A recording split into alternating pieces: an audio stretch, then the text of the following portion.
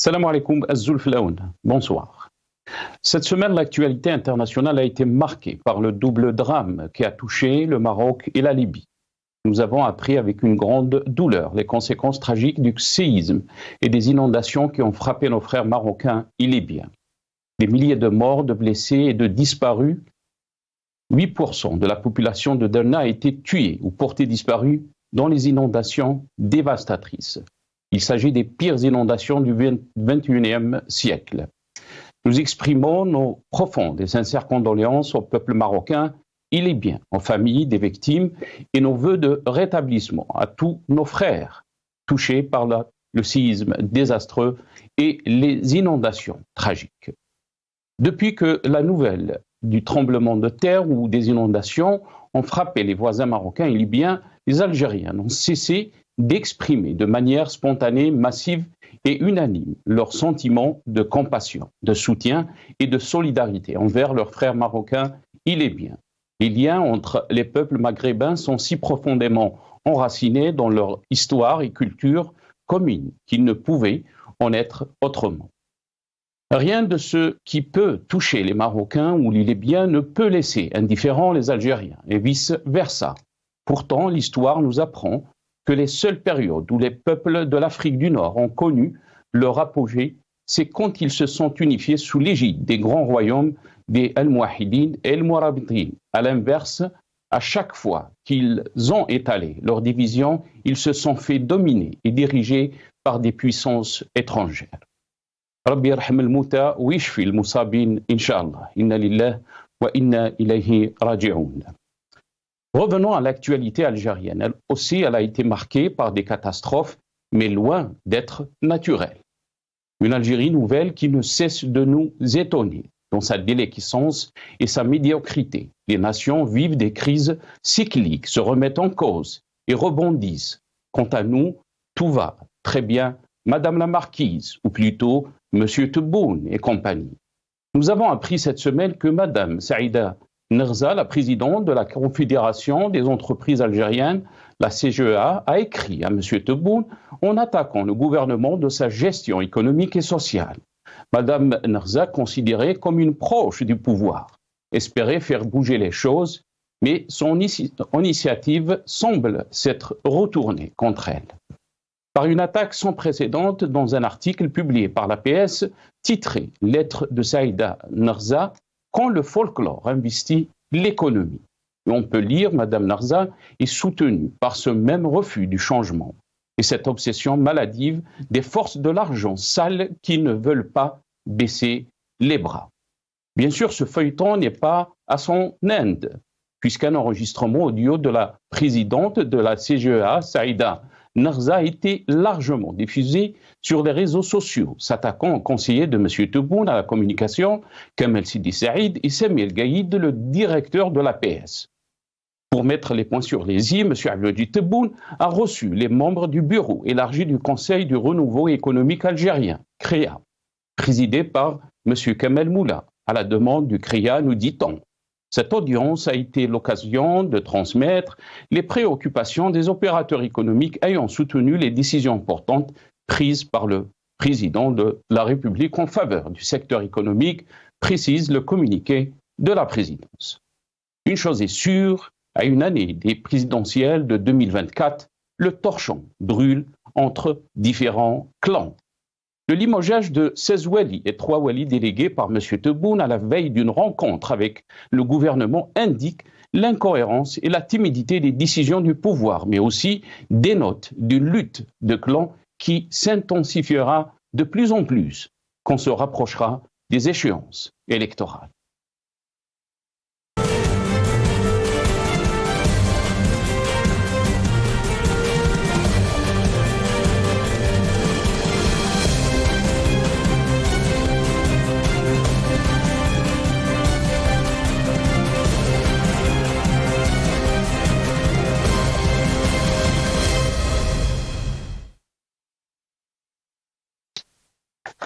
Rétro info de la semaine, bien sûr, on va revenir sur les événements qui ont marqué l'actualité internationale, mais aussi l'actualité algérienne. J'ai le plaisir d'accueillir dans cette émission M. Abdou Semmar, journaliste, directeur d'Algérie Part. Il est avec nous par téléphone depuis Paris. Abdou Semmar, bonsoir. Merci beaucoup d'avoir accepté l'invitation. Marhaba bik. Bonsoir, merci beaucoup pour votre invitation, cher confrère, et toutes mes salutations aux téléspectateurs et téléspectatrices d'Al Maghribia. Marhaba bik Abdou. J'aurai aussi le plaisir d'accueillir le docteur Mohamed Lamine Chiban, médecin, mais aussi militant politique. Il sera avec nous aussi par téléphone depuis Alger. Docteur Mohamed Lamine Chiban, bonsoir. Merci beaucoup d'avoir accepté l'invitation. Salam alaikum. Heureux d'être parmi vous aussi, Nasser. Je vous salue et à travers vous toute l'équipe d'Al Maghribia et je salue M. Abdou Semmar. Je suis content d'être parmi vous. Et voilà. Merci beaucoup, docteur. Merci d'avoir accepté l'invitation. On aura aussi M. Ali El-Askari, ex-coordinateur du FFS. Il sera avec nous aussi depuis Alger par téléphone. Abdou Semmar, je vais commencer cette émission avec vous. Merci encore une fois d'avoir accepté l'invitation. Comment peut-on qualifier, bien sûr, les événements qui ont marqué le Maroc, le voisin, mais ces catastrophes naturelles, le séisme d'un côté et les inondations de l'autre côté par rapport donc à la Libye? Une tragédie, mon cher, c'est une tragédie absolue. Ce qui s'est passé au Maroc et en Libye nous rappelle que les catastrophes naturelles vont avoir un impact gravissime sur l'avenir du Maghreb et de tous les pays maghrébins, et que tous les pays maghrébins sont exposés à des risques de sinistres, dus d'abord en partie à cause des effets des réchauffements climatiques. Ce qui s'est passé en Libye, un tsunami méditerranéen, c'est tout simplement historique, c'est impressionnant, c'est un cas inédit. Et de ce genre de tsunami méditerranéen, il pourrait bien se produire sur les côtes algériennes. Maintenant, est-ce que les autorités algériennes vont tirer la leçon? C'est ça la grande question, parce que depuis l'affaire de Darna, je n'ai vu aucun débat en Algérie, ni de la part des ministres, ni de la part des responsables, ni de la part des parlementaires, ni de la part des intellectuels, ni de la part des scientifiques. Donc, rien ne s'est passé.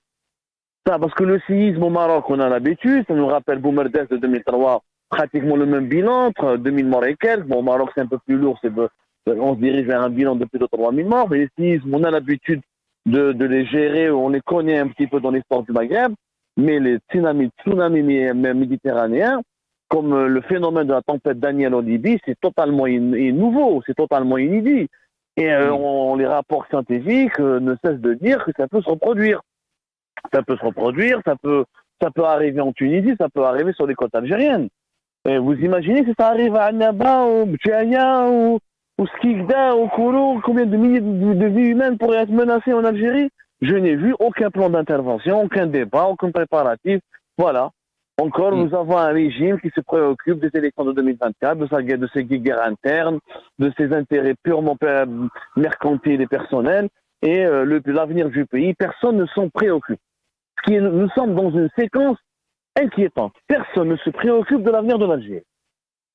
Mais la positive chose qu'on peut en tirer, Abdou Semmar, de ces événements tragiques, la solidarité populaire, la solidarité des peuples maghrébins. Qu'est-ce que vous en pensez? Moi, je n'ai rien à penser. La solidarité entre les peuples a toujours existé. N'oublions pas, nous les Algériens, on oublie qui nous a soutenus dans la guerre de libération nationale. C'est les frères marocains, les frères tunisiens. La solidarité entre les peuples marocains, entre les peuples maghrébins, que ce soit peuple marocain, algérien ou tunisien, elle a toujours été à l'actualité. Maintenant, le Maghreb n'existe plus. Le conflit entre l'Algérie et le Maroc a pris une dimension tragique depuis 2021. On a vu le Maroc qui a refusé des aides algériennes, l'Algérie qui n'a pas entamé une démarche officielle pour établir ses relations avec le Maroc. L'avenir, il est très inquiétant. L'avenir est très inquiétant. Les peuples au Maghreb ne sont pas souverains. La Libye, c'est devenu une colonie des puissances étrangères, une sorte de jeu, un échiquier où les grandes puissances utilisent les Libyens et les forces politiques libyennes comme des pions pour leur agenda politique. La Turquie, les Émirats, l'Égypte, la France, l'Italie, les États-Unis, le Qatar. La Libye a échappé au destin des Libyens. La Tunisie est dans une situation quasiment de faillite, avec un président malade, un président tout simplement qui délire. L'Algérie, une dictature atroce. ou une crise de légitimité avec une crise de sous-développement énorme. Le Maroc, allié d'Israël, cette normalisation, lui a ouvert quelques portes, mais pas toutes les portes. Ça reste un pays profondément inégalitaire, beaucoup de problèmes de sous-développement. La question du Sahara occidental, lui, bouffe beaucoup de richesses au niveau de ses dépenses, qui retarde son développement. Donc la situation du Maghreb, elle est explosive. Tout simplement explosive. Et il faudra prévoir dans les années à venir, peut-être même dans les mois à venir, des crises encore plus graves, qui auront un impact énormément préjudiciable sur le quotidien des populations. Très bien. Abdou Sembal, restez avec nous. On va revenir bien sûr sur l'actualité algérienne avec vous.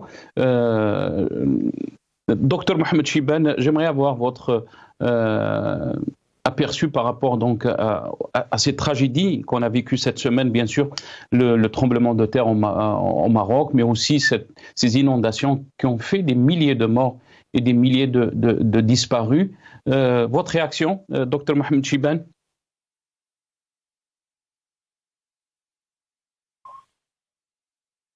Docteur Mohamed Chibane?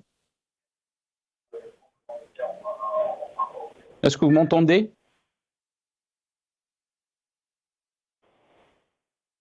Je pense qu'on a...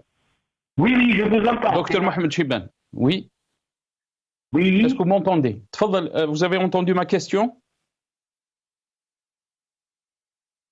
Allô?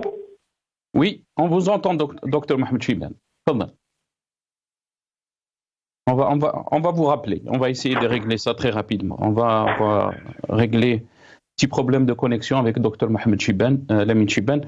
Abdou Sembal, revenons à l'actualité algérienne, bien sûr.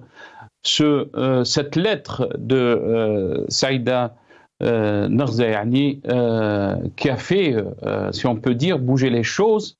On ne sait pas dans quelle direction. On a vu donc cet enregistrement audio de Saïd Narza menacer, entre guillemets, donc le conseiller de Abdelmadjid Tebboune à la communication, Kamel Sidi Saïd, mais aussi le directeur de l'APS. Qu'est-ce que vous en pensez, Abdou Sembal, de ce feuilleton qui ne dit pas son nom, si on peut dire? Algérie part plusieurs émissions et articles où nous expliquons les dessous de cette affaire, qui est devenue une affaire d'État. C'est une simple polémique qui est devenue une affaire d'État. Une affaire d'État, pourquoi? Parce qu'elle implique les enjeux qui concernent les élections présidentielles de 2024. Saïda Narza, ce qu'elle a fait, elle a remis en cause le bilan économique de Tebboune. Elle a soutenu Abdelmadjid Tebboune en 2020 et en 2021. En 2022, elle a été écartée parce que le clan Tebboune a préféré se doter du CREA comme le principal allié dans le monde économique. En 2023, elle se réveille, elle comprend qu'elle a fait une connerie en 2020 en 2021 parce que Tebboune, son bilan est catastrophique. À une année des élections présidentielles, la situation économique en Algérie, elle est désastreuse. Elle est désastreuse. Avec la vie en Algérie est devenue aussi chère, si ce n'est pas plus chère que par rapport à beaucoup d'autres pays européens. Avec un salaire en moyenne de 200 € et quelques, et des prix qui sont pratiquement similaires à des pays comme la France, l'Espagne ou l'Italie. Et ça, tout le monde l'a constaté. L'inflation en Algérie est toujours de plus de 9%. Et l'inflation alimentaire, des produits alimentaires, elle est en moyenne de 23 à 24% entre 2022 et 2023. C'est énorme pour un pays où les salaires sont très très faibles. Donc la situation est catastrophique. Ce qu'elle a raconté dans sa lettre, il faudra plusieurs émissions là-dessus pour l'expliquer, les restrictions aux importations, le harcèlement des importateurs, l'emprisonnement des entrepreneurs privés. C'est des réalités palpables dont nous avons nous-mêmes parlé. En fait, c'est un réveil. Ce qui se passe, c'est un réveil au sein du Sérail. L'affaire Saïd Narza, comme je l'ai expliqué, au sein du Sérail algérien, on a peur qu'une crise politique éclate en 2024 comme en 2019, parce que la population va finir par avoir un ras-le-bol généralisé à cause des mauvais indicateurs économiques et sociaux. Les Algériens n'ont plus de quoi manger. On termine plus ces fins du mois. On a des fins du mois de plus en plus compliquées. À ce rythme-là, on va avoir les mêmes problèmes. Ou pas un hirak différent, mais en tout cas des contestations populaires violentes, parce que les gens n'ont pas de quoi bouffer, n'ont pas de quoi payer leur loyer, et le chômage explose, la qualité de vie a été complètement détériorée. L'Algérie est en train de s'appauvrir dangereusement, alors que le pays est censé s'enrichir après une année 2022 où les prix du pétrole et du gaz ont atteint des records absolus. Ben, on va écouter Abdou Sembal et j'aimerais avoir votre réaction. Je sais que vous avez fait plusieurs émissions par rapport donc à cet enregistrement. On va écouter Saïd Narza donc dans cette par rapport à ce qu'elle a dit à Samir Gaïd, le directeur de l'APS, mais aussi elle a pointé le doigt au conseiller de M. Tebboune à la communication, Kamel Sidi Saïd. On l'écoute. اسمعني مليح يا منافق يا اللي ما فيكش ريحه الرجال، تهضر على لاله النساء، تهضر على امراه اللي خير منك و1000 راجل كيما نتايا. انت شكون انت باش تكذب عليا؟ كذاب. تعرف انت شكون هي سعيده نغزه؟ اول كونفدراليه تقول باللي انا نخدم مع العصابه، انا كنت ضد العصابه كي كنت انت تقزب لهم وتضرب لهم الشتاء وتدي المصروف من عندهم باش تكذب على سيادك. اما نتايا شوف اقسم بالله العظيم تنحي المقال نتاعك في 24 ساعه، لا شوف ندمرك تدميره في حياه مشتاش. وانا سعيده نغزه اذا ربي طول لي في العمر، بصح انت يتحاسبها قدام الشعب قدام الدوله. وشوف مانيش حنرحمك، رايحه نهبلك. تعرف واش نهبلك؟ نخليك تولي مهبول. انت نحيت جماعه تاع لابياس لي فري جورناليست اللي كانوا رجاله ونساء، نحيتهم باش تبقى تدور وحدك لتما وتكتب كما تحب. كتبت اليوم المقال تاعك هذا، دمرت الجزائر ودمرت الرايس. ونتحداك انت ونتحدى اللي قال لك يكتب هذا كمال سيدي سعيد، ونتحداكم وكونوا رجاله وخرجوا قابلوني. ندير لكم كيما درت الحداد ونهبلكم كيما هبلت الحداد، وندير لكم اكثر من اللي درت يحيى وسلال، ومانيش خايفه منكم. نقول لكم حاجه، مادام كاين رجال في الجزائر ومازالوا واقفين بالكاسكيطه فوق ريسانهم، انا ما نخافش مادام الكاسكيطه فوق الراس. Bien sûr qu'on n'a pas fait on a coupé l'enregistrement. Il y a des mots qu'on ne peut pas, bien sûr, diffuser ici. Abdou Sembar, c'est extraordinaire cet enregistrement. Enfin, rien d'extraordinaire dans l'Algérie aujourd'hui. Depuis 2019 jusqu'à aujourd'hui, si on fait la chronologie des événements que nous avons vécus, il n'y a que des événements surréalistes. Moi, je dis toujours dans mes émissions, l'Algérie est devenue Netflix ou Amazon Prime. C'est-à-dire même les séries les plus affolantes, les plus intrigantes n'égalent pas en suspense ce qui se passe en Algérie. Voilà, rien d'extraordinaire. Ça allait arriver. Le clan Tebboune allait clairement, avec sa politique désastreuse et rationnelle, susciter des contestations au sein du régime. Le clan Tebboune est en train de mener le régime algérien vers... il est en train de faire... comme le Titanic, il est en train de foncer vers un iceberg et le bateau va couler. Au sein du régime, ils allaient, quoi qu'il en soit, se manifester pour lui dire attention, on n'en peut plus, on n'a pas envie de couler. Si vous voulez couler, coulez tout seul. C'est un scénario totalement prévisible. Et vous allez voir que d'ici 2024, il va y avoir pas mal de feuilletons et d'épisodes comme cela, totalement absurdes. Mais ceux qui vous diront aussi, Abdou Sembar, que Abdelmadjid Tebboune n'est rien dans la cohésion de ce régime algérien. Il est juste un exécutant, il est juste une façade. Ça, c'est faux.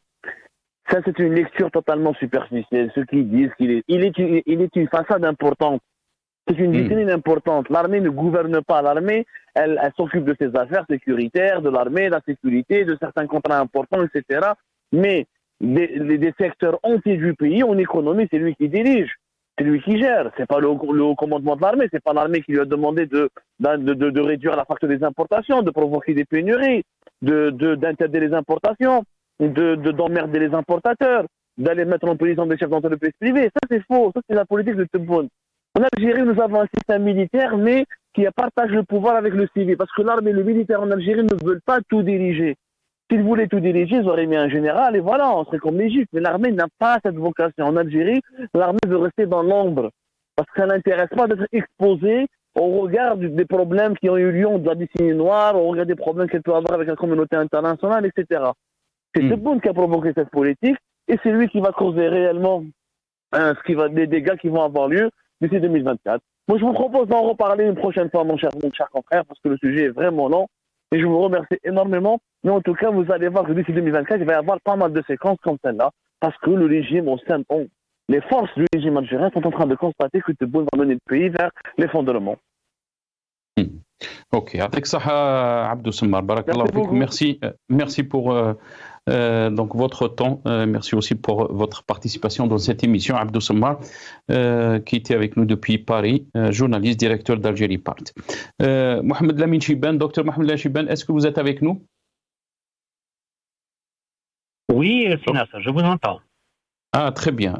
Docteur Mohamed Lamine Chibane, Oui. vous a perdu, bien sûr, on parlait de, si vous voulez rebondir par rapport à cette tragédie qu'on a vécue dans la région du Maghreb. D'un côté, bien sûr, le Maroc, le tremblement de terre, mais aussi la Libye qui a été touchée par des inondations. Je vous laisse la parole, docteur Mohamed Lamine Chibane.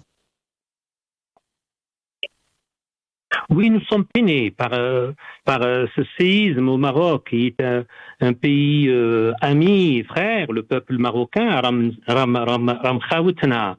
Et ça ne date pas d'hier. Le Maroc, Bourdief, le chef historique de la Révolution, a vécu au Maroc. Khider, un deuxième chef historique de la Révolution, est enterré au Maroc. Qaïd Ahmed, qui était un membre du clan d'Oujda, influent et ex-patron du FLN, il s'est réfugié au Maroc après s'être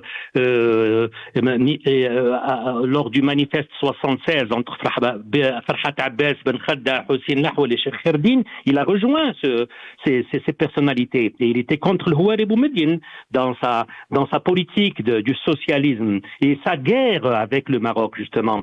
Ben Ramdan a été assassiné au Maroc. Saïden, actuellement l'ex-patron de l'APN, l'ex-patron du FLN, où se trouve-t-il? Il est au Maroc. Le roi du Maroc, en 1956, il avait mis à la disposition des 4 chefs historiques de la Révolution, Ahmed Ben Bella Khider et Bourdief, il a mis à leur disposition son avion personnel pour faire le déplacement vers Tunis. Et c'était là, justement, la France qui a intercepté cet avion, le premier acte terroriste qui est venu de la France et qui a intercepté cet avion. Donc le Maroc, nous avons avec lui un passé mais qui ne date pas d'aujourd'hui. Donc on ne peut que être attristé par ce séisme. Et d'ailleurs, malgré les propagandes haineuses, le peuple algérien de tout temps, il a été aux côtés du peuple marocain. Donc, pour cela, c'est sans commentaire. Quant à la Libye, c'est la même chose. C'est nos frères. N'oubliez pas, monsieur Nasser, que durant la Révolution, le roi de la Libye, Snoussi, qui est d'origine algérienne et qui était parmi les premiers pays arabes à soutenir la révolution algérienne. Donc, et comme l'a si bien dit, c'est Aboud Sammar, il faudrait faire attention parce que ça peut se répéter chez nous en Algérie. Il est temps que ce régime prennent le taureau par les cordes et il ne faudrait pas vivre au jour le jour et ne pas tomber dans ces problèmes de la guerre entre les clans. Vraiment, ce que je viens d'entendre, justement, c'est scandaleux, c'est honteux, à un niveau très bas. On va revenir, docteur Mohamed Lamine Chibane. Restez avec nous. On a été rejoint par Sil Askri, Ali Askri, ex-coordinateur du FFS, qui est avec nous depuis Alger par téléphone. Sir Ali, bonsoir. Merci beaucoup d'avoir accepté l'invitation. Bonsoir Nasser, bonsoir à tous les amis de Maghrébia et à tous ceux qui nous écoutent, Azul Filaouen, Azul Gamqouran, Azul Sgoul, Azul Ahmayan, à tous ceux qui nous écoutent au niveau du Maghreb ou là de la diaspora ou là dans le pays. Et je suis content d'être parmi vous aujourd'hui. Je salue le docteur Mohamed Lamine Chibane. Merci beaucoup, c'est Ali. On est très content de vous avoir dans cette émission, Azul Fellah.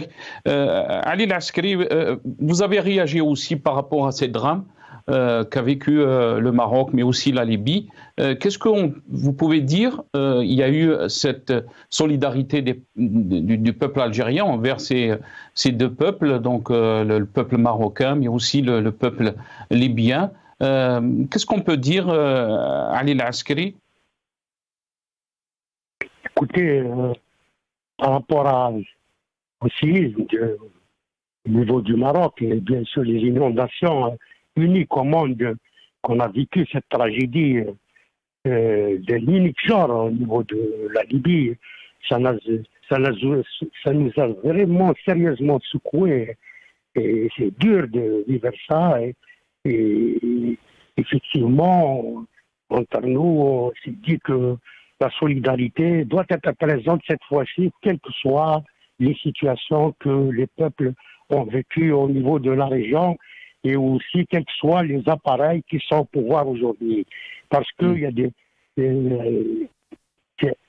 tous ces peuples-là, frères, aujourd'hui, ils sont infligés, ils sont en train de souffrir et la situation est dramatique et ça va continuer pendant un moment parce que un séisme, on en a vécu en Algérie effectivement en 2000, soit 80, 2003, ici à Boumerdes, où je suis présent, où j'ai vécu ce séisme dans ma chair, et aussi des inondations qu'on a vécues à Ardaya, qui sont un peu similaires, même si c'était pas une grande tempête, c'était des orages, simplement des orages et un petit barrage qui a cédé et ça a été le Benimouza qui a été dévasté, c'est toute la ville. Et aujourd'hui, c'est à notre échelle que nous la vivons au niveau de la Libye, avec nos frères libyens du côté de Terna, donc de la région de Benghazi, où la catastrophe elle est énorme, elle est insupportable. D'ailleurs, je salue que nos frères algériens sont présents à Derna, surtout la protection civile, et ça réchauffe un peu le cœur et ça donne un peu d'espoir et de confiance pour l'avenir. Parce que c'est ce qu'on doit retrouver aussi au niveau des sinistrés. Le cynisme marocain, au niveau de la place, les Algériens doivent être présents, quel que soit le prix, pour aider leurs frères, même si le roi aujourd'hui n'a pas encore libéré, justement à ce que la solidarité soit internationale dans tous les pays. Je pense que ça va venir parce que c'est ça qui va apporter encore plus de rapprochement entre les peuples de la région et qui va construire le Maghreb des peuples démocratiques que nous portons depuis le mouvement national de libération où les Africains du Nord sont assis ensemble, ont lutté ensemble pour libérer leur pays, pour avoir leur indépendance. Mais post-indépendance, leur rêve, c'était de construire le Maghreb des peuples, le Maghreb démocratique des peuples, c'est-à-dire il y aurait, par exemple, une solidarité pareille, elle sera coordonnée par tous les peuples du Maghreb et par toutes les autorités du Maghreb, toutes les institutions du Maghreb. Et aussi, ce sera la même chose pour un marché commun, pour qu'on puisse demain défendre nos intérêts, nos richesses auprès des autres pays à l'international, pour pouvoir être un partenaire maghrébin et pouvoir défendre nos intérêts comme il le faut. Malheureusement, on n'est pas dans ces dettes qu'on n'a pas honorées.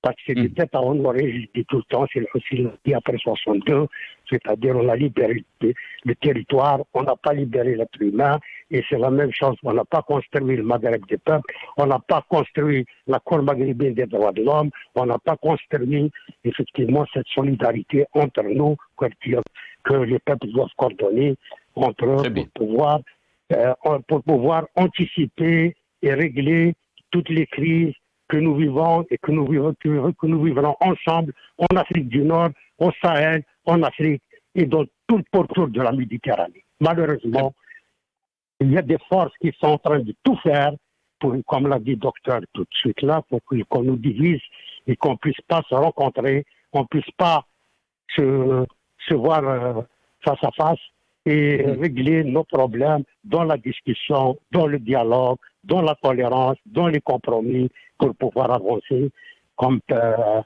peuple musulman où les citoyennes de cette région font tout, même s'il faut faire des sacrifices pour qu'ils puissent se retrouver. Ils l'ont fait pendant la guerre de la révolution algérienne. Ils sont entraidés. Ils ont fait la révolution ensemble. Ils ont libéré les pays du Maghreb ensemble. Malheureusement, post-indépendance, c'est une dette énorme aujourd'hui qui nous attend, qu'on doit honorer à tout prix pour pouvoir libérer les peuples du Maghreb. Restez avec nous, si Ali, je vais revenir à vous.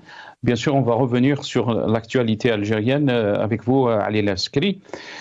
La situation politique, la situation socio-économique de notre pays. On a discuté avec Abdou Semmar l'enregistrement de Saïda Narza.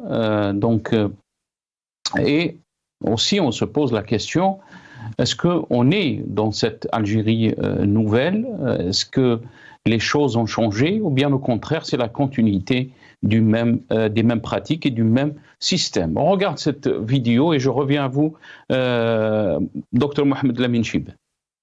على بالك المقال تاعك اليوم راك تقول الكونفدراليات تاعنا ماشي عندي لاغريمون وعندي لا سيل كونفدراسيون غوكوني الانترناسيونال باش تكون على بالك لا سيل كونفدراسيون الكريه كانت من العصابه تقول لا كريه تستعرض بها لاغريمون ما عندهاش لاغريمون مدوها لهم اول لوا غير قانونيه وراح نبهدلهم على هذه اللي سنيالو لاغريمون هو اللي راح يخلص كاع 1000 اغريمون محطوطه عند الطابله تاع وزاره الشغل ما سنياو غير تاع لا كريه قبل ما يخرج القانون. كما استقبل اليوم رئيس الجمهورية أعضاء المكتب الموسع لمجلس تجديد الاقتصاد الجزائري برئاسة السيد كمال مولا بطلب منهم. اللقاء شكل فرصة لنقل انشغالات المتعاملين الاقتصاديين الذين ثمنوا القرارات الهامة التي اتخذها السيد الرئيس للنهوض بالقطاع الاقتصادي في البلاد. وحضر اللقاء الوزير الأول السيد أيمن بن عبد الرحمن. On regarde aussi, comme ça a été annoncé dans cette vidéo, Abdelmajid Tebboune a reçu le président du Conseil du renouveau économique algérien, la CRIA, Monsieur Kamal Moula. On regarde cette vidéo, je reviens à mes invités. أود أن أشكر السيد رئيس الجمهورية على هذا اللقاء اللي كان جد مهم يعني وجاء بعد تقارير اللي يعطيناهم السيد رئيس الجمهورية. وهذا اللقاء كان مهم لأنه تكلمنا على يعني عدة مسائل ومنها كذلك يعني المشاكل التي تتخبط فيها يعني المؤسسات. والسيد رئيس الجمهورية كان يعني حتى اليوم أخذ قرارات يعني مهمة اللي رايحة تخفف على المتعاملين الاقتصاديين وكذلك لتحل مشاكلهم. اليوم يعني مجلس تجديد اقتصادي جزائري هو يعني يبقى دائما وابدا في خدمة البلاد والاقتصاد والشعب. شكرا. Bien sûr, vous avez écouté là, donc Kamal Moula, qui est le président du Conseil du renouveau économique algérien, CREA. L'APS, bien sûr, le titre de l'APS par rapport donc à cette lettre de Saïda Narza, le titre de l'APS contre le folklore investit l'économie. Dans une contribution au demeurant trop bien rédigée, on peut lire paradoxalement, Madame Saïda Narza se fait le porte-voix d'intérêt qu'elle est censée prétendument combattre ceux de l'ordre ancien. Dr Lamine Chiben, on est en train de constater jour après jour on se pose la question d'abord, est-ce qu'il y a une guerre clanique au sein de ce régime? Est-ce que cette Algérie nouvelle est vraiment nouvelle? Parce qu'on a vécu aussi des événements comme ça sous l'ère Bouteflika et c'est la même politique qui continue, Dr Mohamed Lamine Chib. Rien n'a changé, Sinas. Mais permettez-moi de saluer Sil Askri, qui fait richet, le chef historique de la révolution, Hussein Ait Ahmed, qui est un digne disciple de Hussein Ait Ahmed. Ce même Hussein Ait Ahmed qui disait « Je n'ai jamais été un opposant systématique, mais je suis un opposant à la dictature. » Et là, justement, nous sommes à la veille, en plus, du 19 août, septembre 58, où naquit le GPRA, le gouvernement provisoire de la République algérienne, qui a remplacé le CNRA. Ce GPRA qui était présidé par feu Farhat Abbas, celui qui a démissionné en 63, qui a dit « Il est temps de faire participer le peuple algérien à la vie politique. Il est temps qu'il retrouve son enthousiasme. Malheureusement, notre indépendance, comme l'a si bien dit Farhat Abbas, a été confisquée. Et heureux les martyrs qui n'ont rien vu. Pour revenir à votre question, أنا والله يوجعني قلبي كي نسمع هالكلام هذا. C'est dommage. إذا كان عندنا عدالة, si vraiment كانت عندنا une justice, pourquoi passer par ces déclarations de bas niveau? Permettez-moi de vous dire que si vraiment il y avait une justice, la stabilité du pays, justement, elle passe par le respect des droits humains. Et malheureusement, nous sommes effectivement une guerre clanique. Écoutez, quand on revient en arrière, nous sommes en train de revivre le même scénario. En voulant faire tomber Chadli Ben Jdid, on s'est attaqué à feu au général Bellossif Mustafa Rabbi Yarhamou wa Yussalih. En voulant s'attaquer à Zarouel, on s'est attaqué à Pétine. Voilà, à travers certains journalistes, malheureusement. Donc, bon, alors là, chacun a les pions qui veulent damer. C'est malheureux pour le peuple algérien qui mérite mieux. Vraiment, on mérite mieux au moment où c'est pas son problème, c'est pas son souci.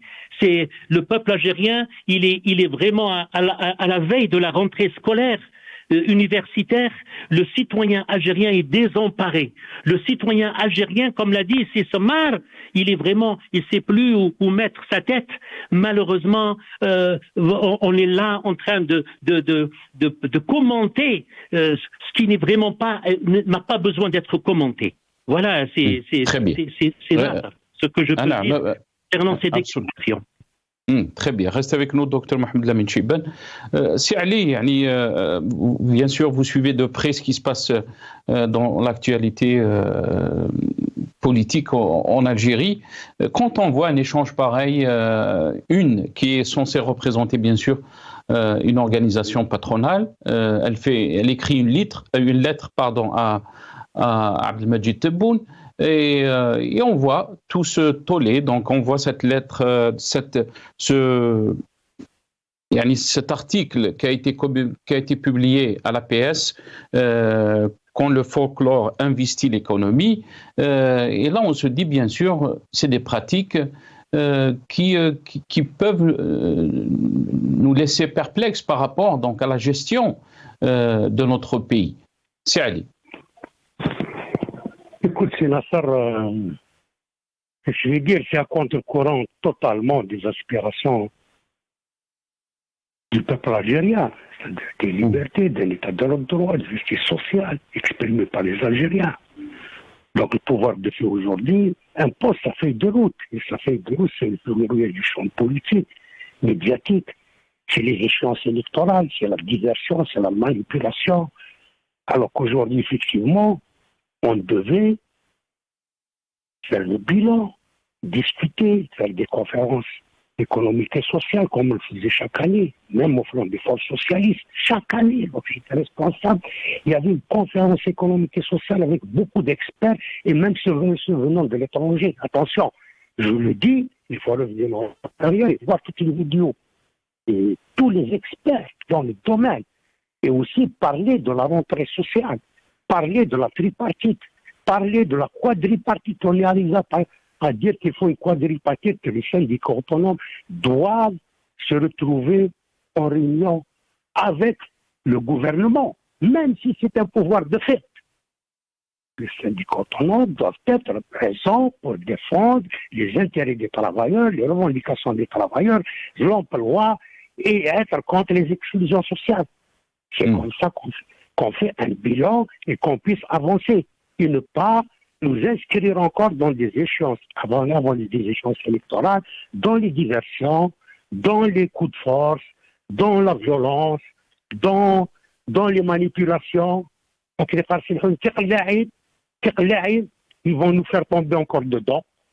Et les règlements de compte. Ça, c'est très dangereux pour notre pays. Et ça, effectivement, ça ne donne pas espoir. Parce qu'actuellement, la majorité des Algériens se trouvent confrontés à des situations, comme il a été dit par le docteur, désespérées, souvent dramatiques, qui touchent leurs conditions de vie et leur dignité, devenant malgré eux des exclus sociaux aujourd'hui dans notre pays. Et l'exclusion se confond avec la pauvreté, l'isolement et beaucoup de besoins. Ces droits fondamentaux tels que l'accès à l'emploi, au travail, aux soins, ils sont bafoués. Nous assistons à l'agression dans la protection sociale. Les classes moyennes n'existent plus. Leur pouvoir d'achat n'est pas suffisant pour conserver leur niveau de vie. Ils subissent un déclassement social. Ceux qui n'arrivent pas à quitter le pays, ils ont rejoint la masse des exclus de la société. Et combien sont perdus en mer dans des barques de fortune. Un moment, malgré le verrouillage médiatique, malgré les difficultés, les partis politiques, les syndicats autonomes, les associations autonomes, les personnalités, les militants dans tout le pays faisaient des propositions. Nous-mêmes, on a fait des propositions, des assises sociales, chaque mois de septembre, de les tenir chaque année, de faire le bilan, le point, la situation, des progrès réalisés. Malgré le pouvoir de fait, on a fait même un manifeste en 2018 contre les exclusions sociales comme un premier avertissement à ceux qui ont le pouvoir d'agir et qui ne le font pas jusqu'à aujourd'hui. L'inaction par rapport à l'effondrement social. Et l'inaction par rapport à l'effondrement social menace désormais la cohésion sociale et l'unité nationale. Voilà. Et aujourd'hui, on parle, je ne sais pas moi, on parle de cette diversion, on parle de ces règlements de compte. On parle de où est-ce qu'on va aller comme ça, parce qu'il y a des échéances électorales, et on active des initiatives politiques par rapport à ces échéances électorales qui n'ont rien à voir avec une solution sortie de crise politique en Algérie, économique, sociale, culturelle, sécuritaire, environnementale. Ali El-Askari, quand vous dites j'ai peur pour l'Algérie, qu'est-ce que cela veut dire pour vous, Ali El-Askari? Oui. Est-ce que vous peur? Donc, s'il vous plaît, l'actualité internationale aujourd'hui, elle est dans nos maisons. Ce qui nous impose de porter une attention particulière avec toutes ces incertitudes que nous vivons, ce qui se passe dans le monde et dans notre région. Donc au-delà de la région, on doit être vigilant, on doit se mobiliser. Et pour être vigilant et se mobiliser, il faut des libertés, il faut une ouverture du champ politique, pour qu'il y ait une meilleure analyse de la situation dans notre pays, pour qu'on soit un pays présent, avec des institutions fortes, et qui peut peser dans la région nord-africaine, au Sahel et en Méditerranée, et à l'international. Comment ne pas avoir peur? Chaque jour, à travers les informations, nous voyons les terribles souffrances qui sont infligées au peuple par les conflits, les guerres qui déchirent la région. Rajoutons les dérèglements climatiques, le réchauffement de la Terre. La planète elle est en danger. Il y a la sécheresse, l'arrêté de l'eau, les flux migratoires chez nous, les incendies, les inondations, les tempêtes et autres dont nous parlons aujourd'hui, et on n'arrive pas à être solidaire dans la région. Comment ne pas avoir peur? Comment ne pas s'inquiéter? Restez avec nous, Ali El-Askari. Docteur Mohamed Lamine Chibet, je vais revenir à vous. Bien sûr, quand on parle de la situation de notre pays, vous avez parlé de la situation sociale, mais aussi la situation économique, mais aussi dont les choses sont en train de prendre direction. Ali El-Askari dit qu'on est inquiet par rapport au futur de notre pays, par rapport à la situation de notre pays. Est-ce que vous pensez que cette Algérie nouvelle inquiète non seulement à l'intérieur, mais aussi à l'extérieur? On est en train de voir une Algérie qui dérive. Quand on parle de la situation des droits de l'homme, quand on parle de la situation sociale, de la situation économique, politique. Docteur Mohamed Lamine Chibet. Tout à fait, nous sommes inquiets. Aujourd'hui, j'ai assisté à Constantine, au Zénith, Saleh Bey, à la sortie de 1200 médecins algériens pour la simple région de Constantine.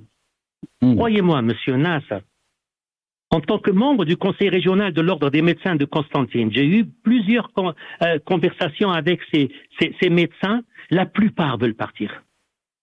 Et l'hémorragie de matière grise continue. Est-ce que vous savez que la France, elle a ouvert pour des milliers de médecins pour passer l'examen qui ouvre la voie à exercer en France. Il y a plus de 2737 postes qui sont ouverts. 2737 postes. Je trouve le nombre de médecins algériens qui vont quitter le pays. Sans oublier les spécialistes qui ont vraiment déserté le secteur public. Le secteur public, maintenant, il est moribond. Alors, quand on est là, rejeté par le BRICS, humilié par le BRICS, isolé dans le monde, pour la Supercoupe. De quoi se consoler le peuple algérien? De quoi va-t-il se consoler le peuple algérien? Pour revenir à la déclaration de la présidente, moi je voudrais citer Saint Augustin. Il disait: les royaumes sans la justice ne sont que des entreprises de brigandage. للأسف voilà où la situation. Maintenant, du point de vue économique, et je réponds à votre question, est-ce que vous savez, dans son dernier rapport, le département américain, il critique le climat des affaires en Algérie. 2023 Investment Climate Statement algérien. Et alors là, il parle d'une bureaucratie lourde, des difficultés dans le transfert monétaire, il parle des restrictions sur les importations. C'est ce qui va pousser justement à la réticence des entrepreneurs pour s'installer en Algérie. Il faut ouvrir le marché à la concurrence et ne pas laisser ce marché fier de l'Aïsaba. L'Aïsaba, elle a encore de beaux jours devant elle. Pauvre Chirac, de pauvre Chirac. Nous avons cru à une nouvelle, réellement une nouvelle Algérie. Malheureusement, on va encore subir. Allah yastarna, Allah yahfadna, si Nasr. Inch'Allah, amin. Restez avec nous, Dr Mohamed Lamine Chibane. Ali Laskari, vous avez touché aussi donc à ces initiatives qui ont été lancées dernièrement. Est-ce que vous pensez que ces initiatives répondent aux attentes des Algériens, mais vous avez parlé aussi de l'ouverture politique, l'ouverture du champ médiatique. Comment peut-on presser ce pouvoir à changer de direction, à avoir une vision pour le pays, pour sortir aussi de ce piège qui guette notre pays? Écoutez, pour être franc, il n'y a aucune initiative qui répond aujourd'hui, c'est-à-dire qui peut être portée, qui répond à c'est-à-dire une solution de sortie de crise, surtout celles qui sont aujourd'hui sur la scène politique. Je vais m'expliquer, parce que je suis du Front des forces socialistes. J'ai géré le FFS en tant que premier secrétaire national, en tant que coordinateur de l'instance présidentielle, c'est-à-dire 2013 jusqu'à 2020, jusqu'à un coup de force sur le FFS. Aujourd'hui, un appel qui est mis en place et le FFS est dans la normalisation totale et dans la caution politique et morale du système. Je vais dire d'abord par rapport au FFS, parce qu'il a été créé en 1963, parce qu'aujourd'hui il porte une initiative. Par Sine Hussein, et par ses compagnons de lutte, et les martyrs de la démocratie, qui ont sacrifié tout leur bien, leur vie, leur bien, et qui souffrent jusqu'à aujourd'hui, parce qu'ils n'ont jamais été réhabilités, ni le combat du FFS réhabilité. Parce que le combat du FFS est réhabilité, si les anciens du FFS sont réhabilités, ça veut dire qu'on prend un autre cap, celui voulu par Hosni Mohamed et ses compagnons, c'est-à-dire une Algérie libre, démocratique et le reste. Je dirais un mot sur le FFS. Si vous voulez, l'Union FFS aujourd'hui, qui a lancé une initiative, et il y a d'autres. L'UFS a toujours lutté pour la fondation d'un État de droit. C'est le SMIC, le minimum. Autrement, rien d'autre. La lutte du FFS pour la démocratie, la liberté, une exigence historique, je dis ici là aussi. Et l'exigence historique, c'est la Deuxième République. Aujourd'hui, on est dans la Nouvelle République. Et la Nouvelle République, quel est le projet? Quel est le projet pour sortir de la crise? Rien. Donc, c'est pour pérenniser, consolider et maintenir le système. La construction d'un projet fondé sur les principes de liberté, justice, sociale et solidarité, la